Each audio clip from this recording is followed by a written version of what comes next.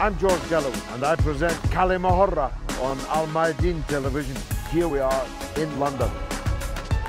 I speak my words freely, either in Parliament, on television, here on the streets of London. Kalimahorra means free word. That's what I speak. So Kalimahorra is a two-way conversation. Check it out on Al Mayadeen television. Welcome to Kalimahorra with me, George Galloway, on Al Mayadeen television. Coming to you from London, but discussing an issue that affects the whole world, the issue of mass migration.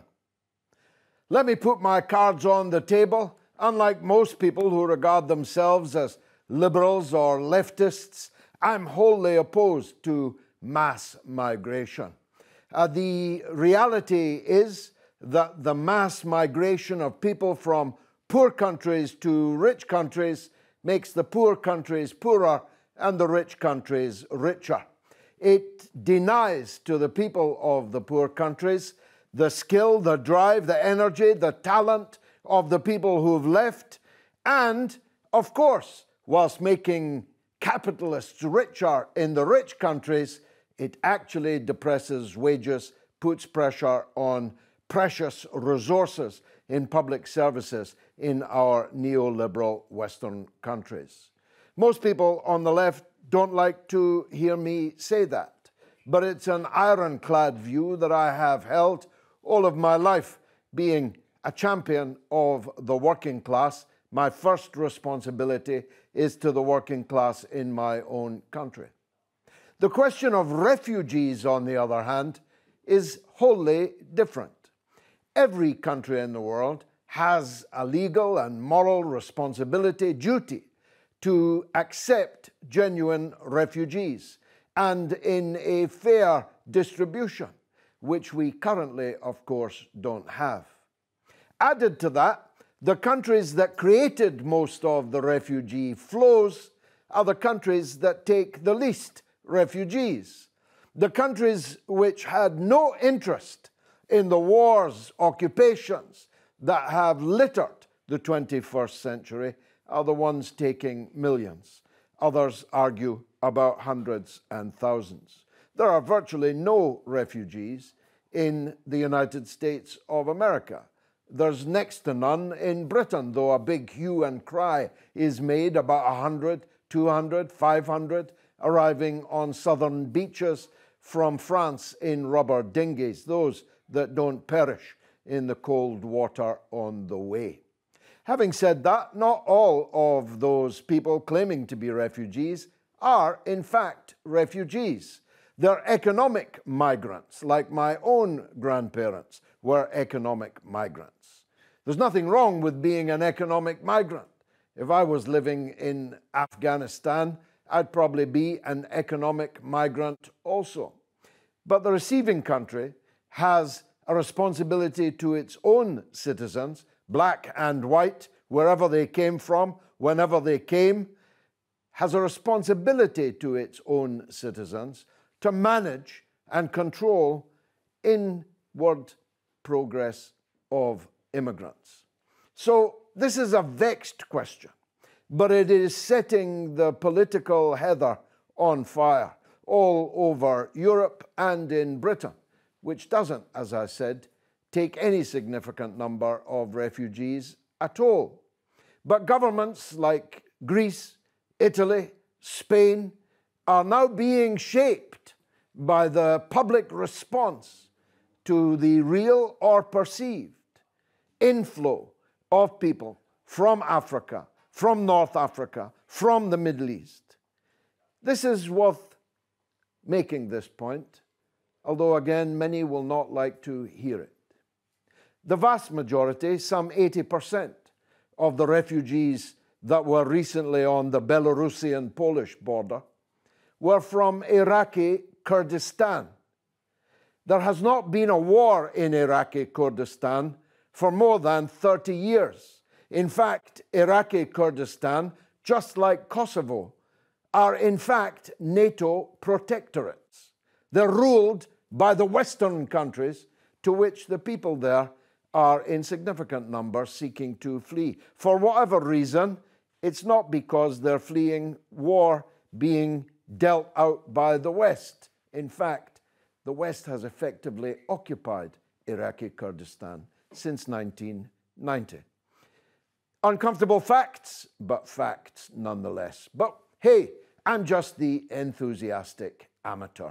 I'm joined by a group of distinguished experts who probably do have very different points of view to mine. We're debating here today mass migration. Who's at fault? Is it local governments or is it foreign meddling, war, occupation everywhere? Let's start with Dr.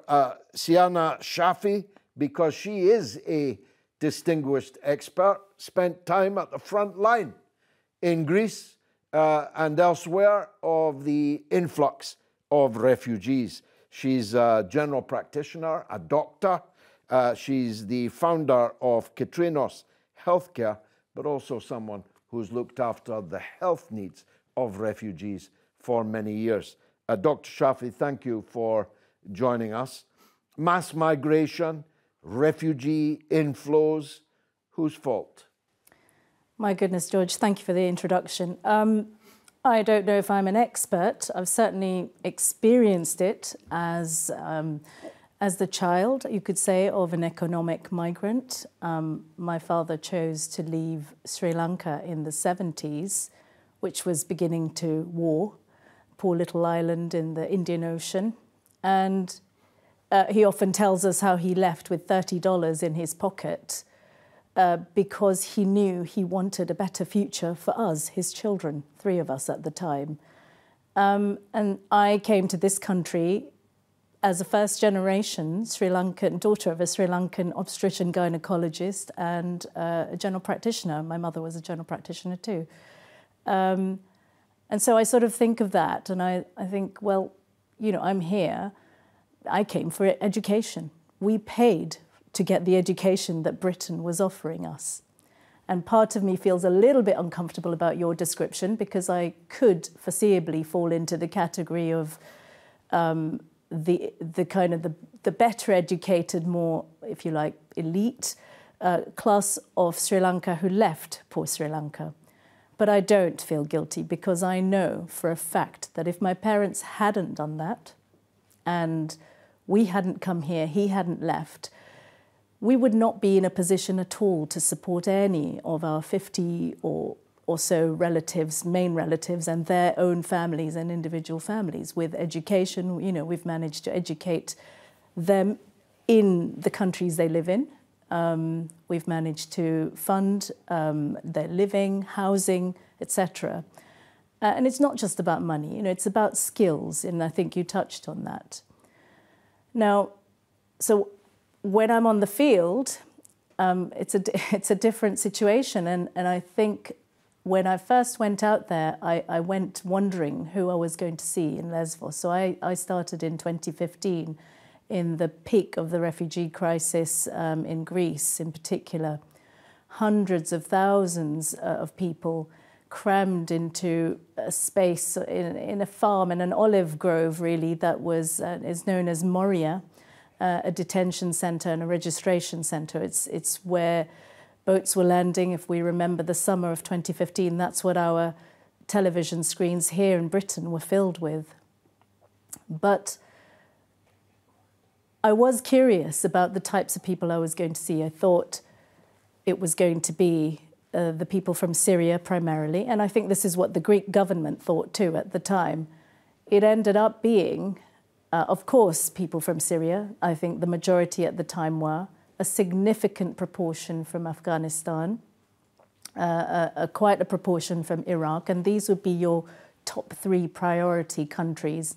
So I was surprised to hear you say that Iraq is kind of protected, because I don't think Iraqi Kurdistan. Kurdistan, but certainly they were Kurdish. Not Iraq. Iraq has been decimated, but Iraqi Kurdistan was part of the decimation. Yes, so there were Iraqis and Iraqi Kurdish people in Greece. Carolina Graterol is a journalist and an artist with a passion for contemporary art and politics. But she's also involved in fundraising for sections of the global population, like the Palestinian people, for which there is not a lot of competition. There are not many people clambering to let more Palestinians in here. And there are not many people who pay much attention in Europe to the flow of refugees and economic migrants from Latin America northwards until they end up in cages at the hands of Donald Trump and then the very same cages, Joe Biden. What would you say, Carolina, first of all, to set your stall out on this issue of mass migration? Wow, it's obviously a situation that has been exacerbated by the policies, the foreign policies of countries in the West. We need to understand that what happened in Libya, what happened in Syria, in Iraq, it's product of that policy of fear, of revenge that Bush, Blair, Aznar, President Aznar in Spain supported 20 years ago. And that has produced the mayhem, chaos that we have seen in those countries, and with the resulting of people trying to cross the sea to reach us. This is something, this is a crisis made in the West, in the rich countries. And I think because of that, there is a responsibility, a moral responsibility of those countries to take. Well, should Venezuelans take to the highways and leave Venezuela? Or should they remain in Venezuela and try to build it into a better society? Should Cubans get on a rubber boat and head for Miami, or should they stay in Cuba? I think the situation with Venezuela is a very particular one, because in the case of Venezuela, there hasn't been a bombing of Venezuela, there hasn't been a war there, but the Venezuelan people and the government and the country has been confronting a hybrid war that has affected the economy, has been a psychological attack, convincing people that they have to go out of the country to get better life.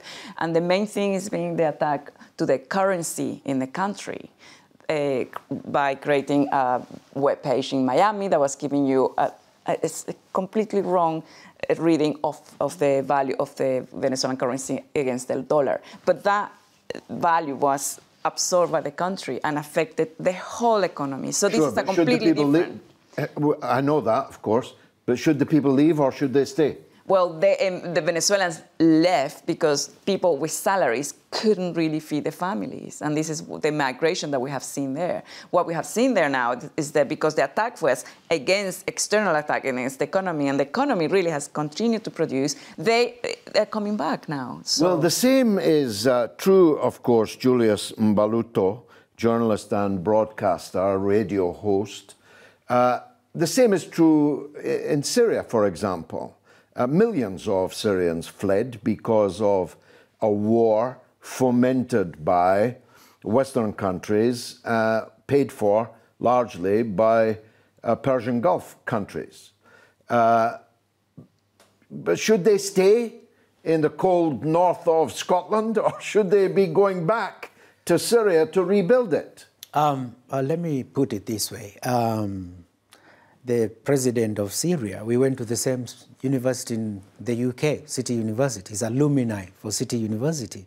When I joined, when City University wanted to brag and say what kind of people we produce here, you know, they used to talk about him. He was in all the magazines and stuff. Since the war began in Syria, they stopped featuring him. And the thing is, when you look into the dynamics of the war in Syria, it was him clinging on power, being backed by Russia and a few other countries. But then again, when you talk about the Western form of democracy, which has to be seen to work there, you have other countries also bombing Syria. Now, can you imagine, when you're on the sky on some plane, how do you differentiate who is ISIS in Syria from the ordinary Syrians? It's a very difficult thing to ever grasp. And a lot of people have died through that war. And you see, one of the things when kind of in a way I don't support your view when you talk about mass migration is that People never leave their country because they want to. People leave their country like Syria because there's war. Most vulnerable people, women, children, they're fleeing for safety. And also, let's also not also mix that and think any refugee is a poor person. Syria was awash with millionaires before the war started. You may have even have wonderful rich people who had banked their money in safe havens. Maybe they had also private jets. When war began, they had to flee war in their private jets. They're not poor. They banked their wealth in the West, safe havens. The same story when you go to like countries like Africa. Africa, you have countries with billionaires, right? They have private jets, they have all these choppers and whatever. But when war breaks, it's a matter of where is it safe for me to go? It's not about am I rich or am I poor? Now, what maybe you escalated into finding that when you say poor people leaving a country to be poor because, you know, maybe they were clever, they were dynamic or whatever, they fled because they were fearing because of war. But brain drain maybe is what you're talking about as well. Brain drain. Well, I certainly am. Exactly, I mean, exactly. Dr. Shaffi is a perfect example, and her family is a perfect example. A GP, an obstetrician, whose daughter is a GP and an intellectual. This makes Sri Lanka poorer that they are here in Britain. Let's hear from Salman Javed in Pakistan. He's the Director General of the PAC Afghan Youth Forum, because of course millions of the world's refugees are Afghans, and most of them are not in Britain but in Pakistan. Salman. You're welcome. Who's at fault for the problem of migration from deprived regions? Well, there can be many factors involved in the migration, or people becoming refugee in other countries. That can be famine, that can be war, that can be a conflict, that can be a climate change factor over there.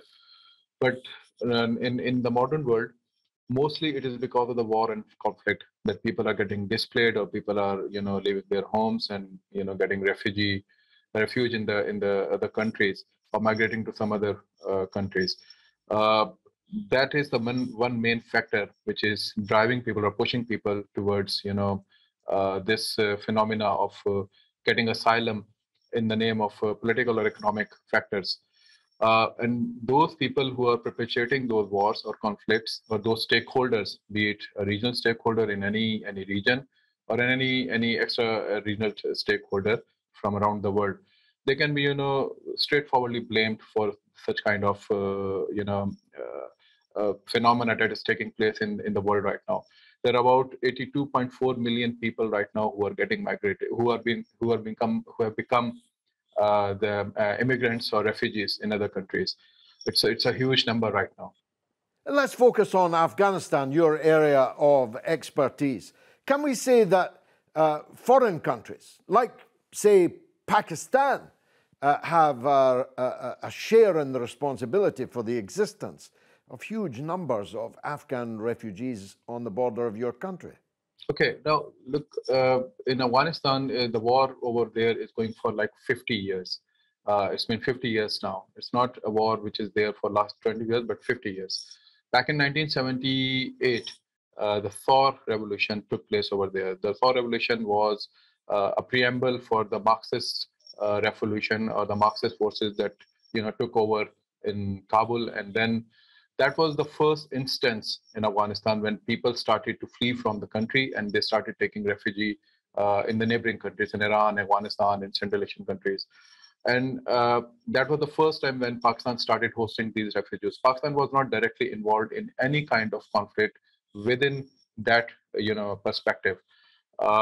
After that, when the Soviets came into Afghanistan, Pakistan became again the first line ally of that war against Soviets over there.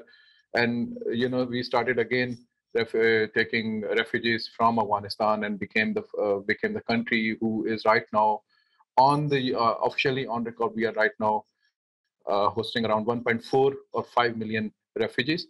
And unofficially, there is a number of 3 million refugees, or 2.5 million refugees. So Pakistan was more of a victim of this conflict, not the country which is behind this misery of the Afghans. But yeah, there is a great game going on. There is a strategic intent of some other countries around the world and in this region as well, who would want to keep Afghanistan in a turmoil, and keep Afghanistan as a buffer zone, as a battlefield. So they may pursue their strategic interest over here. And among those countries is the United States. It can be before that it was Soviets, then United States came in. For last 20 years, in the name of war on terror, we have again seen a huge influx of refugees, both in Iran and in Pakistan. In simple words, who should be blamed for that situation? Right now, it's Americans, because Americans came over in last 20 years, and they claimed that they are coming over here to install democracy over here. And replace a radical format of governance from Afghanistan. And they also said that they will be, restructuring the governance model of Afghanistan. They will be putting in some structure which will, bring in the rebuilding or rehabilitation of Afghanistan back to the country. But what happened in last 20 years that they could not produce a single solid structure inside Afghanistan, which could, produce something good, produce something better for the people of Afghanistan. As soon as the American forces pulled out, Afghanistan is about to collapse now. So yeah, the foreign power, the Americans, they are really to be blamed for this crisis which has been growing in Afghanistan right now. Most of the Afghan refugees are heading for Pakistan and Iran. Can you make a comparison between the numbers going to those two countries and say to the European and NATO countries that made war on Afghanistan for 20 years? Right now, Pakistan is the second largest country who is hosting the refugees around the world. Turkey being the number one, Pakistan being the number two, and then there is Uganda and Sudan, and then on the fifth or sixth number, we can see that Germany is there, holding around 1.1 million refugees over there. This is the data that I'm quoting from a UNHCR report from 2020. Right now, after the pullout of American forces from Afghanistan in last August, around 37,000 people on daily basis are leaving Afghanistan in one way or the other, and they're going to either to Iran or to Central Asian countries or to Pakistan. And mostly they're coming to Pakistan because our border is more open to them, and we are trying to facilitate them as much as we can. So again, if you see around the world, Western countries, they have taken a few 12,000 people on their planes to America and some other Western countries, to Australia or to European countries. Only 20,000 people. Only 5% of Afghans have the surety that they have enough food to eat tomorrow. That means 95% of them don't. We'll be discussing far more of this after the break. Stay tuned.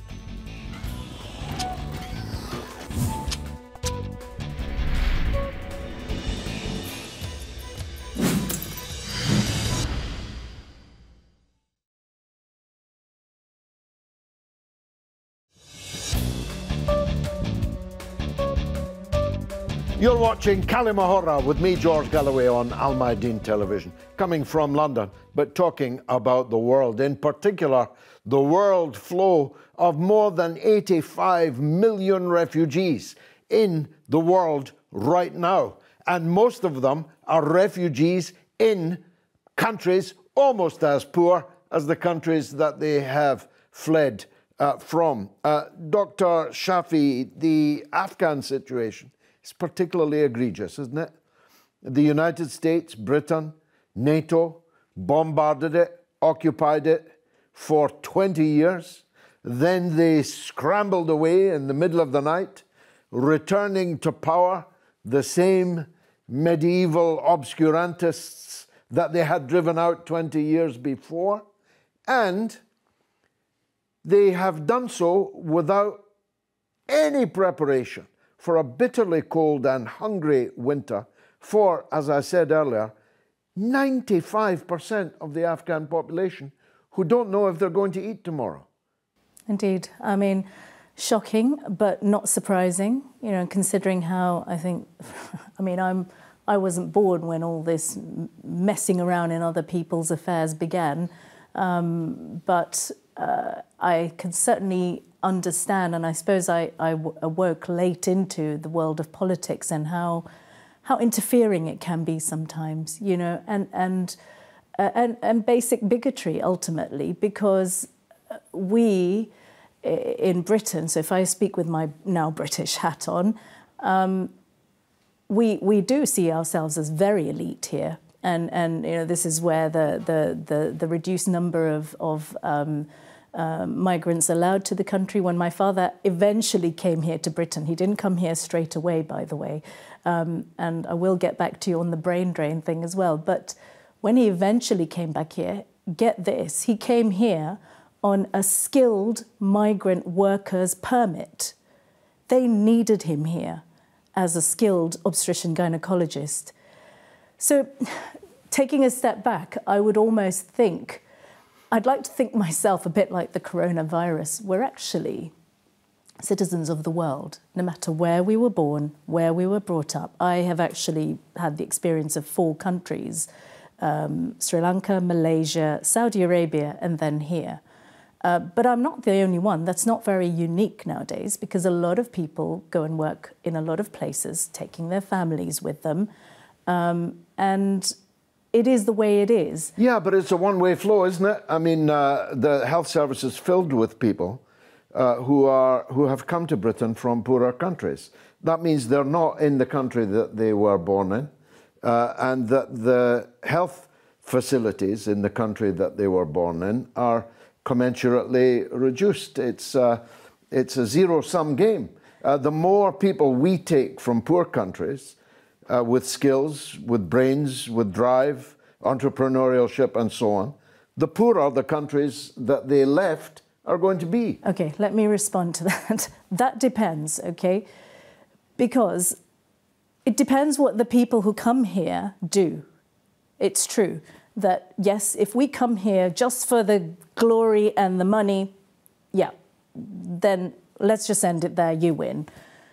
But if those people who come here then take more responsibility, open their eyes, as I did, as my father has always done, and think of it as a tool to get trained, to get skilled up, and then you can do 2 things. You can support someone else to get trained, or you can teach someone yourself. My father's actually a lecturer at several universities across the world, including in Sri Lanka. Julius, Africa is a case in point. When I was a child, as a Roman Catholic, we used to put pennies in a black doll that ate them.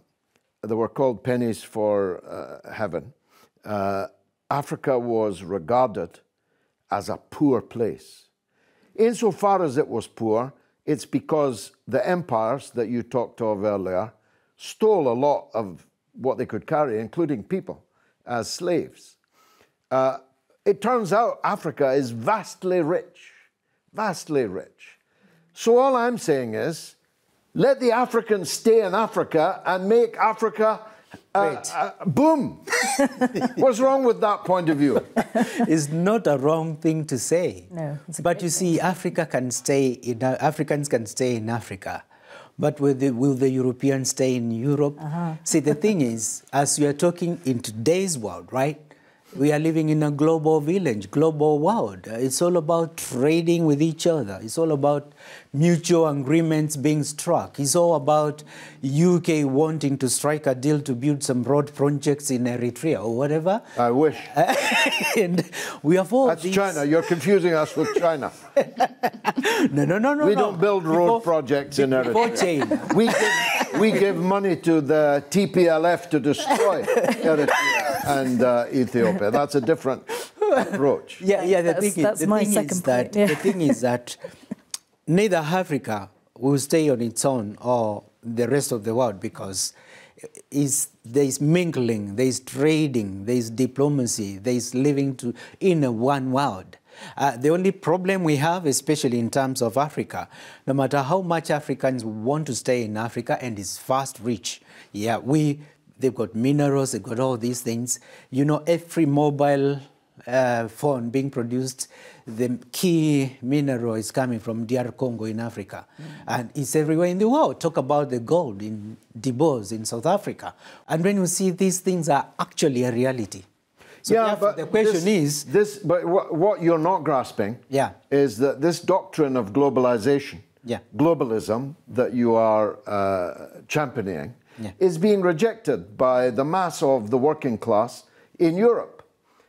Because they say we want actually to have our own culture and our own country. We don't want to be part of a world in which nation states disappear. But who encourages? Let me use a metaphor. Let me use a metaphor. Let me use a metaphor. If you want to live on a highland, you don't throw stones from the highland to land on the mainland. You're provoking people. They'll come and find out where is the stone coming from. Yeah, but I think it's the poor. I think working class people here have been fed the idea that it's because of the immigrants that the services are collapsing. They have no agency. Are they stupid? But the thing is, if you look at the figures, it's not the immigrants that have collapsed all the services here. It's austerity. It's a policy designed by the Tory party to reduce, to close nurseries, to close libraries. And is that made easier by 3.5 million white Eastern Europeans living in the country? Still, I said the austerity has reduced these services. Yes, but that's a given. And these scorpions sting because they're scorpions. Conservatives destroy public services. But having destroyed them, do those services get less or more pressure on them by 3.5 million white Eastern Europeans coming to live in Britain? Well, they came to also produce goodness and richness for this economy. Some of these people are skilled. I'm surrounded by liberals here. Let's see if... the thing is, I know the country from a different perspective. I know it from the northern working class masses. And they see things very differently from the metropolitan middle classes here. Let's take one of those. His name is Charles Kelly. He's an immigration advisor, a writer, and a director at NVQ College. Let's hear what Charles has to say. My pleasure. Who should be blamed for the problem of migration from deprived regions? I think there's a very big question, who should be blamed? It's a combination of economic factors, of wars, of invasions. I mean, if you're talking about the Middle East, then there's clearly a trail there back to Bush and Blair. But that's not the only place where we have migration from. So it's a big question of who could be blamed. I think that the current wave of migration is part of a wider change in society, and I think it's more than just where there happens to be a war. I think the internet has opened up a big world for people now, where they realize, well, we can just go to these countries. When I was working in immigration, they would apply, and most of them would get turned down, but they would apply to come here. If they couldn't get here on a work permit, they would come here as a visitor or student.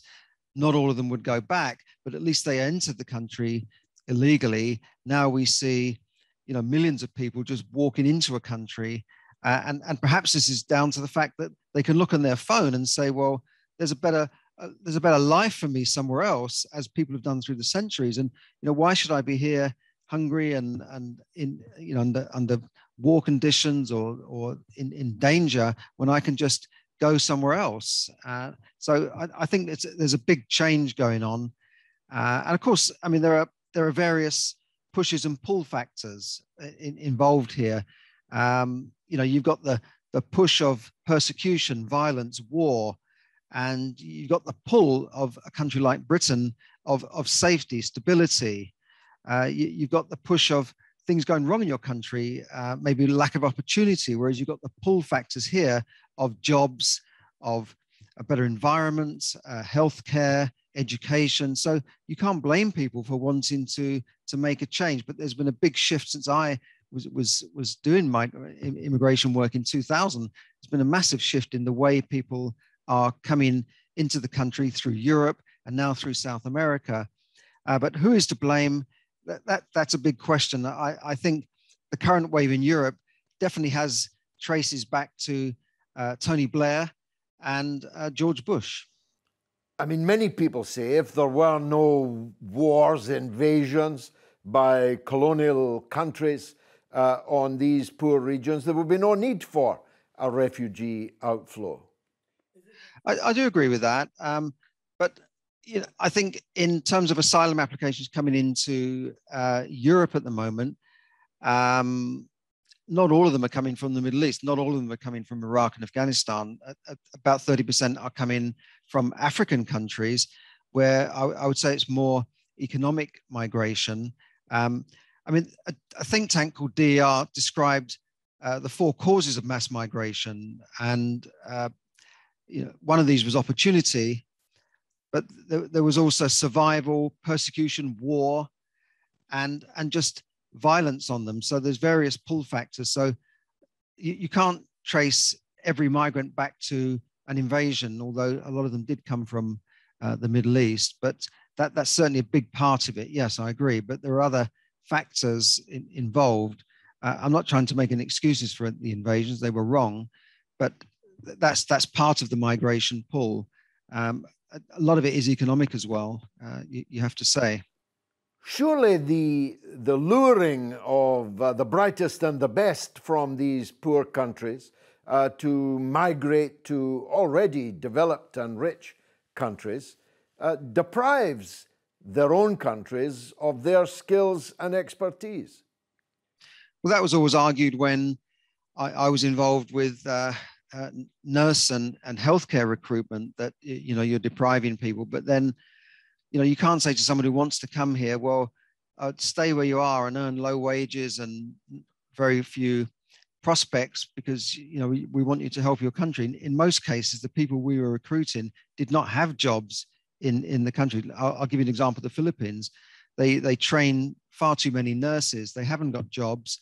In order to get even registered as a nurse, to get that license after they've done their training, they have to work in a hospital. They have to pay the hospital. They're not even giving their services free. They have to pay some of the hospitals to give them work experience so that they can get registered.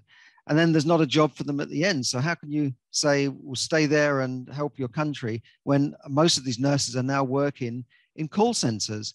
And I mean, that's one of the reasons why we wrote the book. Yes, this How to Come to the UK was to say to people, you can find out yourself how to come to the UK legally, rather than going through some more unscrupulous methods. But yes, of course, if you take all the doctors away from the country, there will be a shortage of doctors. But the individual also has a choice in the matter. And many of these people have actually trained and paid for their training with a view to going abroad. I think I read in the UN that the numbers of people overseas in some form of labor is now 164 million. So those people have obviously moved for a reason. That was back a couple of years ago, by the way, but those people have moved for a reason. You've been helping migrants for many long years. What moves people to risk their lives in rubber dinghies to reach Europe, to reach the United Kingdom, to reach the United States? Yeah, well, obviously people in Britain would point to France. People in France would point to Britain.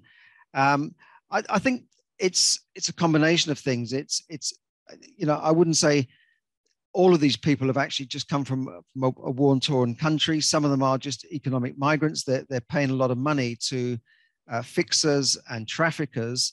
So the traffickers certainly have a part to play. I mean, these people who sunk in that boat were put into a boat which was totally unsuitable for crossing the channel. But I was looking at the figures of asylum applications, and in the UK, people tend to think, and the press think, that we get too many. But in fact, most of the asylum applications in Europe are made to Germany and France. Germany, I think a year ago, was about 120,000. France was 93,000, Greece was 40,000. So a lot of the people do make their applications in Europe before they get to, they get through Europe on the Schengen visa, so they can travel through Europe without being checked. And then they get to France, and then there's this 21-mile strip of water. And, they want to get across to the UK for various reasons. Maybe they have family here. Maybe they think they can build a better life here. The language is here. They speak English. Perhaps they've heard that, when you come here, the streets are paved with gold. I don't know. But in fact, I think our applications in 2020 was something like 29,000. Now in 2021, I believe 20,000 people have made their way across on boats, but it's certainly less than make applications in countries like Germany and France. The other thing I wanted to say is that perhaps these people have no other way of making an application where they are in their country because the embassies are not there. It's very difficult to make an asylum application for a country you're already in. But this is a very complex area to sort of put your finger on one. But I mean, certainly in the UK, they have Royal National Lifeboat people who are volunteers who actually go out into the sea and rescue boats that are stranded. And the border agency virtually guide them in and say, here we are. And, they don't stop them coming here. I think the French seem to sort of just put them on the boats and wave them bon voyage. So there's a lot of political aspects to this, but I don't know who is actually to blame in general. You can't say pinpoint one person, but the people traffickers certainly have a lot to answer for. Carolina, why are we using this word blame? Blame implies that there's something wrong with it. Are you in favor of open borders? Do you believe that in this one world that has been talked about, people have the inalienable right to go anywhere in the world? I think it's not a question of open borders. It's a question of making sure that each country has the possibilities to develop an economy that's strong. And that depends a lot on the international markets, how United States, affects countries like Venezuela, for example, with this hybrid war and the mayhem they are creating in our economy. I think if you play honestly rules and countries can progress and develop, those people won't want to come or live. They want to be in the countries. I think anybody who leaves a country is, as you both said, is because of this situation. When you cannot live, you cannot feed your family. What do you do? What's wrong with the situation? My own view is this. Britain needs immigrants. We need them for our economy. We need them for reasons of family reunification and so on. We should prioritize immigrants from the Commonwealth, partly because we stole all their things, partly because there is a cultural, historical affinity that didn't exist with Bulgaria and Romania and so on, and that we have a responsibility, never mind our right, to manage our migration. That's nothing wrong with that, is there? That policy? That's my policy. There's nothing wrong with that. The only thing is that in today's world, whatever ends up being formulated as a policy for immigration definitely has to reflect on the history that's there, because history is key to everything else. Like you mentioned, Commonwealth, there's historical ties between Commonwealth members of states. This deeply rooted history that you cannot do away with. And with that history as part of heritage to all the countries involved, you cannot wish it away, but the best thing is to make it work. And the ugly parts of history, you find out how to manage them. Because right now we have different generation of people. We don't want to always, like anyone from former British colonies, they see people from England or UK and they are thinking, you colonizers. We don't want that. We are like, these people are not responsible. They were not even born during colonial era. Why should they be punished for the sins of their grandfathers? So we are living now. We need to make our world better from where we are. But we have to pay attention to history because you can't discount it, you can't ignore it. But we can't do it, Doctor, if scores of millions of people are cascading around the globe. If 6 billion people want to come and live where 2 billion people are living, that's not sustainable. And no government, by the way, would ever get re-elected if they were giving a green light to that. That's just hard electoral facts. In fact, far-right parties in Europe are rising on the tide of this problem. Exaggerated as it is, as we just heard on the screen, Britain's taking 29,000. Greece is taking 40. France is taking double that. And Germany is taking most of all. But virtually no one in Britain looks at it that way. They think all the refugees in the world are headed for us. So there are real dangers in 84 million people on the move, because with other things like global warming and so on, that 84 million might one day become 840 million. And then we'll have real trouble. I certainly have very strong views on this concept of nationalism, because I experience what you experience, that most people I met in their travels in Greece, you know, they were all passing through Greece. They weren't the 40,000 who were accepted to stay there. Most of them wanted to go back to their home country. I even had Syrians who said, wow, if this is what life's going to be like in a military camp in Greece, I think I'd rather just go back. And some did, sadly. And one of the comments, for example... Why sadly? Well, all Syrian refugees should go back to Syria and rebuild it. Well, let me tell you what he said. He said, at least they'll know what to do with my body when I'm found dead somewhere. Yeah, they'll know the right thing to do, whereas the bodies found in Greece are sort of against barbed wire, probably on the borders of Gaza, probably the same. I think, look, imagine a place without borders, okay? This is, for me, probably the way we do need to go, because the thing, my second point I didn't say earlier was that our skills is one thing, and our financial ability, it depends now what the individual chooses to do with it. I think we as individuals need to take responsibility. But we as a country have a right to decide whether we want you to come here and do your own thing, don't we? Well, you're talking about here, but I'm saying the people, the intelligent working class, the poor people, the rich people, we all have the right to help the government do the right thing.